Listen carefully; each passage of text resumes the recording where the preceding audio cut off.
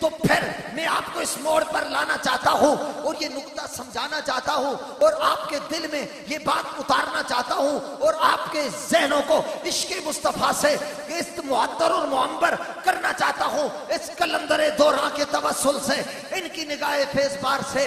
تو اب اگر آپ کو کوئی کہے کہ تمہاری تقریروں سے شان مصطفیٰ میں اضافہ ہوتا نہیں تو تقریریں کرتے کیوں ہو؟ تمہارے جلسوں سے نبی کی عزتوں میں اضافہ ہوتا نہیں تو جلسے کرتے کیوں ہو؟ تمہارے عرصوں سے نبی کی شان میں بلندی ہوتی نہیں تو یہ عرص کرتے کیوں ہو؟ تمہاری محفلوں سے نبی کے مقام میں اونچائی ہوتی نہیں تو یہ محفلیں کرتے کیوں ہو؟ تمہارے میلاد سے، محفل نعت سے، عرس سے، تیجے سے، 7ویں سے، 40ویں سے، یہ سالانہ ختم سے، یہ معراج سے، یہ میلاد سے، یہ جلوس سے، یہ جلسے سے اگر شانوں میں اضافہ نہیں ہوتا تو یہ چھوڑ کیوں نہیں دیتے؟ تو ہم کہتے ہیں چھوڑیں گے نہیں، کرتے کیوں ہو؟ ان کا ہمارا جواب وہی ہے جو چڑیا کا جواب ہے۔ وہ دیکھا جواب کیا ہے؟ ان کا مجھے پتا ہے میری تقریر سے حضور کی شان میں اضافہ نہیں ہوگا، میرے کلام سے حضور کی عزت میں اضافہ نہیں ہوگا، میرے جلسے میں اس سے حضور کی شان میں اضافہ نہیں ہوگا، تمہارے عرص سے حضور کی شان میں اضافہ نہیں ہوگا، اس لیے کہ وہاں پہلے ہی اونچائی ہے،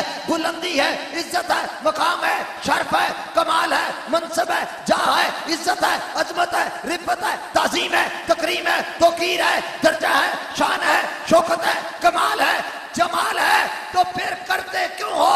جواب یہ ہے کہ ایک لسٹ بن رہی ہے نبی کا ذکر روکنے والوں کی، ایک بن رہی ہے مصطفیٰ کا ذکر کرنے والوں کی، ایک بن رہی ہے فتوے لگانے والوں کی، ایک بن رہی ہے نبی کا میلاد منانے والوں کی۔ ہم اس لیے کرتے ہیں کل میدان محشر میں جبرائیل جب فہرست پیش کرے گا تو ہمارا نام نبی کا ذکر مٹانے والوں میں نہیں آئے گا، نبی کا میلاد منانے والوں میں آئے گا۔